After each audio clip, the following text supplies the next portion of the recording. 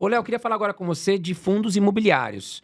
Como é que tá, na sua visão, o mercado? De dezembro para cá, como você falou, as ações subiram, mas os fundos imobiliários também subiram muito rápido, com a perspectiva de melhora dos juros futuros, ou seja, queda de juros futuros. Quero saber sua opinião, se ainda é um bom momento para entrar, se tem oportunidade, e quais são os fundos imobiliários que você tem comprado mais nos últimos meses?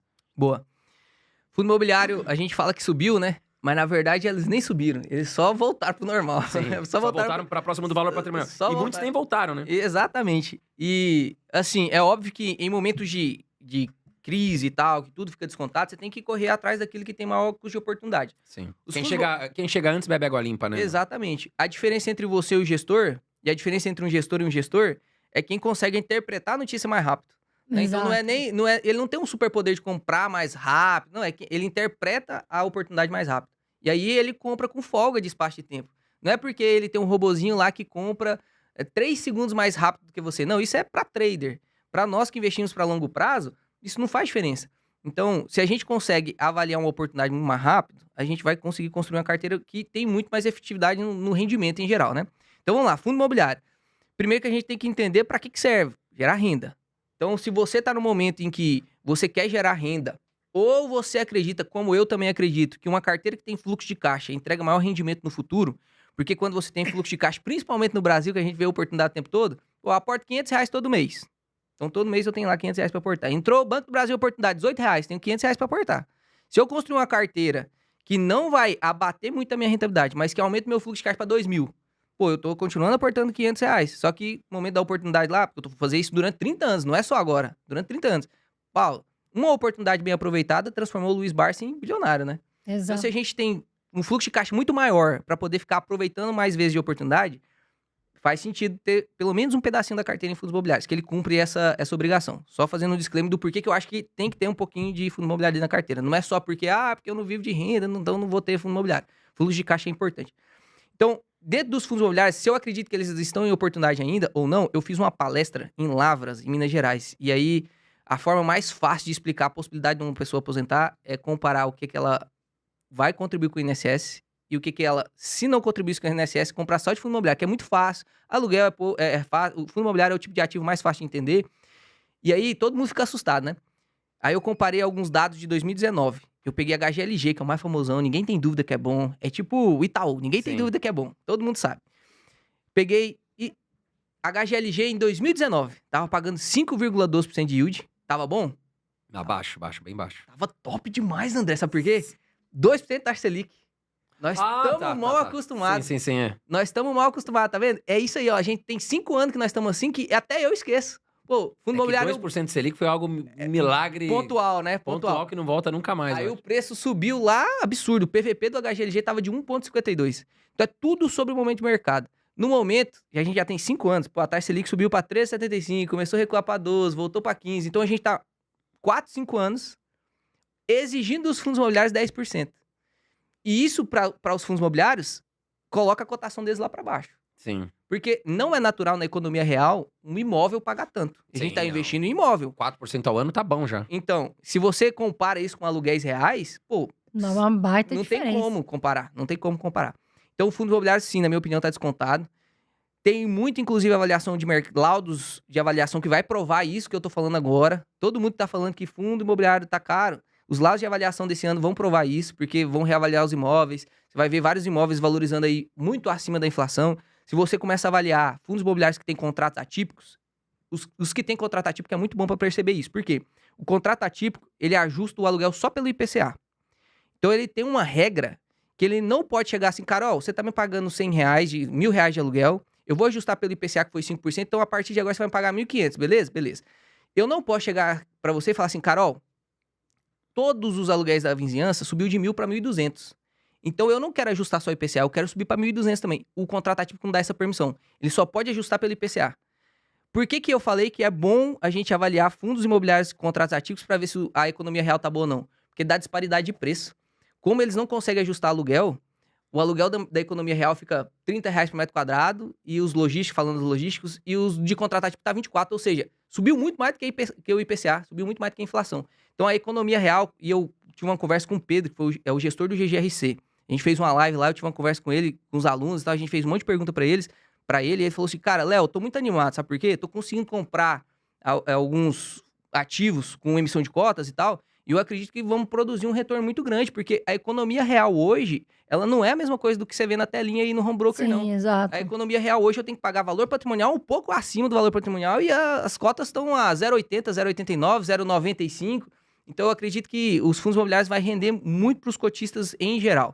Então sim, fundo imobiliário, na minha opinião, está descontado. Não é assim um desconto como a gente tinha em novembro. Quem encheu a mão lá, encheu a mão, tá tendo rendimento em yield on cost de 14% Pegou a mão isento de imposto de renda. pesada. É absurdo. E muita gente, por estar mal acostumado de receber muito dos fundos imobiliários, acha que tá já no valor justo, mas não tá. Na minha opinião, muita gente vai se arrepender de não ter enchido um pouquinho a carteira de fundo imobiliário. Por quê? Quando, vamos supor que você faz uma carteira focada em ações, e aí depois de 15 anos, 20 anos, você quer fazer a transição para geração de renda, porque as Sim. ações não dá para você Exato, é. não dá pra você viver de renda. E eu não tô falando isso porque, o Léo é contra ações. Não, 50% da minha carteira é de ações. O Décio Bazin viveu isso. Foi o cara que criou o preço teto. Tem um livro lá, Faço Fortuna com Ações, depois vocês leem. Ele falou isso. No final da minha vida, eu que tenho muito patrimônio, tive que trocar ação pro fundo imobiliário. E a filha dele fez a mesma Não coisa. é previsível os pagamentos também, né? E não é estável. Você tem que ter um patrimônio muito maior para ganhar uma aposentadoria. Então, o fundo imobiliário faz sentido sim, tá barato. E aí, passando para a segunda pergunta, qual é o fundo imobiliário que eu mais estou comprando agora? Eu estou concentrando meus aportes em fundos imobiliários atrelados ao IPCA. Por quê? Fundo de papel atrelado ao IPCA é como se eu estivesse comprando um tesouro direto lá no IPCA+, só que eu compro rendendo mais, atrelado a uma garantia e com potencial de desconto. Isento de imposto de renda, né? Isento de imposto de renda, não tem como, né? CPTS é um exemplo, né? Não vê o benefício, né, cara? É É. muita coisa. Por exemplo, CPTS é um exemplo, REC-R é um exemplo, PORD 11 é um exemplo. Tem vários bons fundos. Tem o Vigip, que é um bom exemplo também de fundo atrelado a IPCA, que está descontado. Você vai lá, vai comprar, por exemplo, vou pegar o CPTS. Vou pegar o Vigip, que é 100% IPCA, porque o CPTS tem um pouquinho de outras coisas, mais um hedge fund. Tem. Mas tem muito IPCA também. Mas vou pegar o Vigip, que é 100% IPCA. Ele tá com o PVP de 0,89.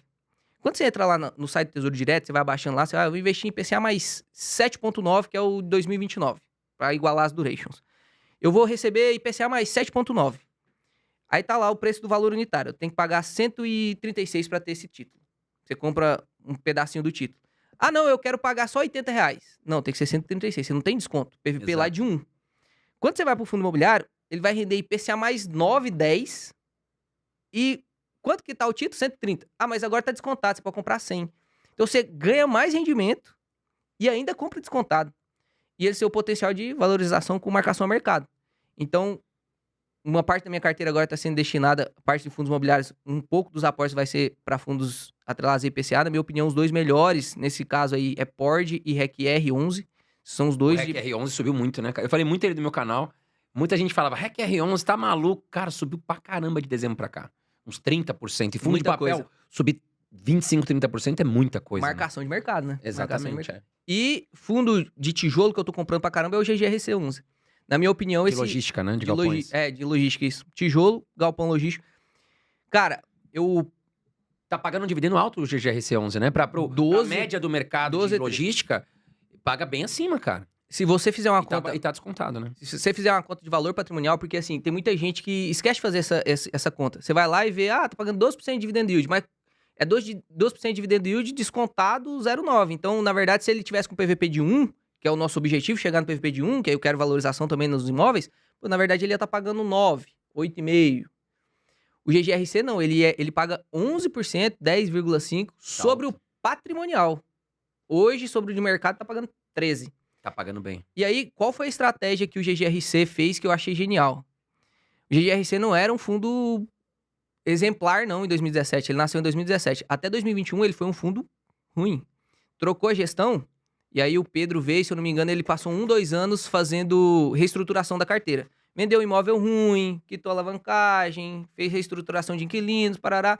Em 2023, 2024, ele começou a comprar ativos, que é assim que o fundo imobiliário cresce. Claro. Então ele tava jogando mais na defensiva, que era melhorando o portfólio, e depois ele foi jogar mais no ataque mesmo, comprando fundos imobiliários, comprando outros ativos, que é o que o HGLG faz, o BTLG faz, o XPLG faz, enfim, todos os fundos de logística fazem. E aí ele usou uma técnica muito boa, porque a gente tá 5 anos com o fundo descontado. Não tem como eu subscrever. Porque fundo descontado, PVP descontado, se eu fizer uma subscrição, quem que vai comprar? Exato. Exatamente. Se eu fizer a subscrição a R$9 e no mercado tá vendendo a 8, Vai jogar pra baixo. Não tem não, por não que faz comprar. sentido. Abaixo do valor patrimonial não faz sentido. Não faz sentido. Então, não dá pra fazer essa técnica. Segunda técnica, pegar dívida pra poder comprar imóveis. Já tinha uma alavancagem de 15%. Taxa de juros, 15%. Não dá. Não faz Muito sentido alto, também. também não Então, o faz que eu vou sentido. fazer? E aí eu acho uma ideia genial. Não foi o GGRC que criou essa estratégia, mas foi o primeiro a executar assim com maestria. Que foi comprar imóveis através de subscrição. Então, eu faço uma subscrição patrimonial, a Carol, o André, o Léo não vai comprar, nós não somos bobo. Só que eu vou lá no dono de um galpão, o último galpão que ele fez isso foi do VTLT, um galpão que é alugado para Renault. E o VTLT só tinha um galpão da Renault. Então, olha o poder que o VTLT dá para Renault. Quando for renegociar, você só tem esse, eu vou ser forte. Exato. Se tá num portfólio que tem 40 imóveis, tem mais poder de barganha, né? E aí o GGRC chegou lá no fundo, no VTLT, e falou assim, ó, eu quero comprar seu galpão, quer vender? Quero vender. Preciso diversificar mais meu portfólio. Só que eu não vou pagar em dinheiro, eu vou pagar em cotas de GGRC. Serve pra você? Aí ele falou assim, como assim? Eu vou fazer uma emissão, a minha cota no patrimonial vale R$11, eu faço a subscrição, te entrego cota, você me entrega o imóvel. Serve pra você? Serve. E aí ele tá fazendo um monte de compra assim. É bom demais, sabe por quê? Primeiro, ele emite as cotas, mesmo estando a 9 e pouco, 10 a 11.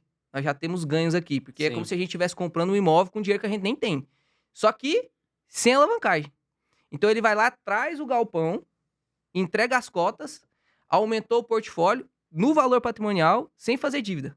Traz limpo. Perfeito. Fundo crescendo pra caramba. Além disso, ele ainda compra descontado.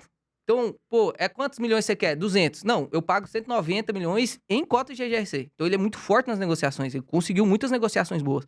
E aí ele tá fazendo isso desde a 8ª emissão, já tá na 10ª. Então ele veio comprando muito imóvel assim. Esses fundos imobiliários que estão aceitando, eles estão enforcados, é isso? Basicamente. Todos, Tá. se você Porque olhar, ninguém vai tem querer um aceitar probleminha. um negócio assim. Exatamente, Você vê o exatamente. XPML 11, né? Eu ainda acho que o pessoal me pergunta muito. Ah, mas você tá comprando? Eu tô. Por quê? Tava 0,86, acho que agora subiu um pouco, mas tava muito alavancado. Sim. E agora conseguiu fazer lá a venda de alguns, né? Comprar algumas, fez aquisições, conseguiu vender, baixou a alavancagem. E pra mim é o melhor shopping que tem. Um dos fundos também que eu olho, tô olhando, que eu acho excelente, é o BTLG. Porque o BTLG, os galpões, eles são muito bem localizados. O raio dele aqui em São Paulo, né? Ele fica muito próximo a São Paulo. E ele é um fundo que ainda tá descontado. E Perfeito. pra mim é uma raridade, porque o BTLG 11, pra mim, é um dos melhores fundos que tem de galpão. BTLG né? e HGLG eles brigam, né? O BTLG, ele tem um portfólio mais estratégico. E o BTLG fez o quê? O HGLG fez o quê? Mesma coisa do GGRC. Estão começando a comprar por cotas. E aí, só finalizando o raciocínio do GGRC, ele tá adquirindo a cotas. Tem 2 pontos positivos para nós que somos cotistas disso. Por quê? Quem tá recebendo em cota, o VTLT lá vai receber em cota. O que ele vai fazer com essas cotas? Ele não vai ficar com as cotas, eles vão vender a cota. Sim. O gestor é ruim, porque o preço da cota vai cair. Imagina, vendendo todo dia, vendendo cota. Eles Exato. colocam uma trava lá de 250 mil por dia, mas imagina, é um fundo que tem uma liquidez de 1 milhão. Tá vendendo 25% da liquidez todo dia. É ruim pro gestor, porque o gestor, pô, minha cota não consegue subir. Só Sim. que pra nós, cotista, bom demais. Excelente. Você vai Tá aumentar vendo? o teu patrimônio, você vai comprar um ativo descontado, ainda vai forçar o preço um pouco para baixo, porque o outro gestor tá vendendo cota no mercado, você E vai eu- poder comprar mais barato, você vai ter Estourando. mais inquilino, mais imóvel. Pô, você tá... Mas eu queria te perguntar, a Carol comentou alguns fundos que ela gosta, quais são os 5 fundos que você mais gosta, assim, que são os tops? Um por setor, Top de vai, Léo. qualidade? Top de qualidade, um por setor. Top de qualidade, então. Às vezes não tá barato agora, mas é o top do mercado. Beleza. BTLG, na minha opinião, De galpões logísticos. galpões logísticos. Shopping é difícil, hein, cara? Shopping, XPML e HGBS, os dois são muito bons. O XPML, ele é mais alavancado, o HGLG é mais tranquilo. Então, do depende HGBS. HGBS. Então, ele é mais tranquilo do que o XPML no quesito de alavancagem. Então, depende do que você quer. Mas, como eu quero valorização, vou no XPML, que ele consegue se alavancar bem. Vamos pegar, já foi logístico, shopping, renda urbana, qualidade, HGRU. Eu achei que Qualidade. você ia falar TRXF11. Não, O TRXF11 é o meu queridinho. O meu HGRU. já é o HGRU. HGRU de qualidade, tô falando de qualidade. Por exemplo, o TRXF, ele tem uma gestão muito ativa também. Tem. Muito ativa. E aí, algumas coisas eu não concordo. A gente nunca vai concordar com tudo que o gestor faz, né? Mas enfim, o HGRU. Depois, vamos pegar o fundo de papel, então. Aí eu vou dividir o fundo de papel, uma CDI e outra IPCA. Eu vou pegar um misto. ficar melhor. Ó, eu acho que tá na minha cabeça. Vamos ver se você vai falar o mesmo. A KNSC. Exatamente. Tamo ligado, tá Ali, vendo? né, Tá vendo, galera, que não é difícil equilibradinho. saber o que é bom, é só comprar no preço, cara. É só comprar no preço. E depois, um misto, né? E agora uma CDI. E esse CDI é como se você tivesse investido no CDI. Só que isento de imposto de renda e rendendo CDI mais 2, que é o KNCR. Então, esses Quinéia, né? Grupo Quinéia, aquele grupinho. Quinéia São muito bons, né? são bons mesmo na E gestão. você não falou Lages, né? Você não gosta? Laje corporativa. Não é que eu não gosto, mas é porque vem enfrentando a dificuldade. Tá. E aí, enfim, mas entre os lajes, de todos os de laje, hoje eu tenho uma laje na carteira, que é o GTWR, que é o meu fundo de risco. Só tem a sede do Banco do Brasil. Então ele é monoinquilino, ele é monoimóvel, ele é muito arriscado. É um pedacinho, Bem né? arriscado, é. É 0,29% da carteira. Monimóvel, né? Monoimóvel e monoinquilino também. Então, se sair um inquilino... Aí desaba, então é só risco, tá, galera? Risco, é um risquinho da carteira. Mas fundo de laje mesmo, de laje, da VBI. Então, PVBI 11. PVBI 11, PVBI. né? por quê? Porque os imóveis Caríssimas as lajes. Brigadeiro, Faria Lima, tá descontado. Ele tinha um problema de renda mínima garantida, que fez cair um pouquinho o rendimento dele. Mas acredito que vai resolver. É um setor que tá sofrendo mais. Então, assim, não Mas a adianta... hora que chegar também, os A hora caras que que têm reverter, grana, né? né? A hora que É que reverter... caiu muito o preço, né? Se a gente Sim. olhar a estrutura, porque, cara, os escritórios estão lá, as lajes estão lá, estão nas melhores localidades de São Paulo, como o Léo disse, Faria Lima, Juscelino Kubitschek. Teve agora uma queda também, porque aumentou a vacância. Teve um banco, não sei se é banco ou uma construtora chinesa, que largou um escritório lá, um pedaço grande da laje, e isso aí também afetou. Mas foi o que você falou, Selic caindo, as empresas começando a investir mais, Exato. são escritórios que vão ser Não procurados. não tem como falar que o escritório é ruim. São muito bem procurados, muito em bem algum localizados. momento vai alugar, em algum momento pode ser que seja feita uma venda também, né? Porque, pô, todo mundo, cada vez mais, quanto mais a cidade cresce, mais o centro metropolitano fica mais caro. Sim. Então, todo mundo quer ficar perto do centro. Então, por exemplo, Faria Lima, que hoje que é o centro aqui, né, de mercado, Acho que se bobear é o metro quadrado mais caro do Brasil. só vai ficar mais caro, vai repassar mais do que o IPCA. Então, olhando para valorização, é um bom investimento. E o MXRF11, o que você acha? Porque é queridinho da galera, né? Aí você fala dele no canal, se você falar que não é pra comprar, meu Deus. Nossa, eu já O pessoal levei... sai te xingando. Quase já levei tiro por causa Por que, desse que a galera MXRF. insiste tanto no MXRF11, Léo? Você fala assim, cara, o MXRF11 tá caro. Não tá caro, porque vai poder chegar mais. Cara, mas você tá vendo que tá caro. Você tá querendo ensinar, O pessoal pega na mão do fica cara. bravo. Fala, vem cá, meu amigo, olha aqui, ó. Não tem erro, tá caro. Por que o pessoal insiste tanto no MXRF11? Cara, eu acho que Que é um ótimo fundo, tá? é Não vou falar que é engraçado. ruim, não. É ótimo. é engraçado demais, Mas tá porque... caro. Base 10, Os né? últimos vídeos que eu gravei, inclusive, eu gravei um vídeo, se eu não me engano, semana passada, tem uns 10 dias, vendendo MXRF11. Você vendeu tudo. Vendi todos os meus MXRF11. Tava, o PVP chegou a bater um PVP de 1,04. Na época, quando eu comprei, subiu a um PVP de 1,11. Vendi. Levei pancada. Agora, de novo, fiz a venda de novo. Por quê? Pessoal, vocês têm que entender que fundo de papel não valoriza. Fundo de papel não valoriza. Passou do PVP de 1, o PVP, ele é muito... Ó, presta atenção, né? Não é a valorização da cota. Mas os títulos de dívida, principalmente atrelados à CDI, eles não valorizam. Então, quando um fundo de papel, ele passa muito PVP de 1, não faz tanto sentido você manter na carteira. Ah, Léo, mas paga bem. Pois é, mas tem outros descontados que estão pagando bem também. Não faz sentido você manter. Por que eu acho que a galera gosta tanto do MXRF11? Primeiro, porque ele é muito velho. Então, ele veio fazendo uma boa gestão. Uma gestão, assim, sem erros demais. Hoje, o MXRF11 tem alguns errinhos na carteira, mas ele é tão grande que o errinho fica diluído. Então, você nem percebe o errinho que foi feito. E como ele já é velho, tem um marketing muito bom, pô, acho que a galera meio que ancorou. Eu acho que a maior parte dos vídeos de YouTube sobre fundos imobiliários também é sobre o MXRF11. Sim, porque Então, gera muito engajamento, né? Todo mundo cai no MXRF11. Um leigo, ele vai cair primeiro no MXRF11. A minha primeira cota de fundo imobiliário foi MXRF11. Ou seja, eu acho que um pouco é mais da ancoragem mesmo, é um viés de ancoragem. De todo mundo tá falando, né? E existem vários outros fundos com a mesma qualidade. Não é ruim o MXRF11. A mesma qualidade, por exemplo, o KNCS. Sim. Na minha opinião, inclusive, ele é um pouquinho melhor do que o Ele é melhor. MXRF11. Tem o mesmo preço da cota, não é desculpa para não comprar. R$ 9 Quase reais. dez, Belíssima, quase e uma 10, belíssima Tá gestão. descontado. Tá 0,98, se eu não me engano, KNCC. Tá mais barato. E o MXRF11 1,04. Com qualidade melhor ainda, né? Inevitavelmente, ó, O e esse- marketing do MXRF11 é muito bom, né? inevitavelmente, todo fundo de papel que você não vender quando ele bate um PVP muito alto, você vai devolver todo esse lucro que você teve a mais pro gestor. Porque o gestor vai fazer subscrição. Lembra que a gente falou que PVP descontado não faz subscrição? PVP Sim. alto. Não Agora a faz. cota tá 11 e eu faço a subscrição a 10. Pô, todo mundo Mas vai vale comprar a pena, 10. né? Vai fazer a subscrição. E aí tem um fenômeno no mercado que é chamado arbitragem. Todo mundo vende a 11 porque sabe que pode subscrever a 10. Exato. Então eu vendo a 11, desço a cota até 10 e compro. Ou seja, se você não tirar, você vai perder pro gestor. Aí tem duas escolhas.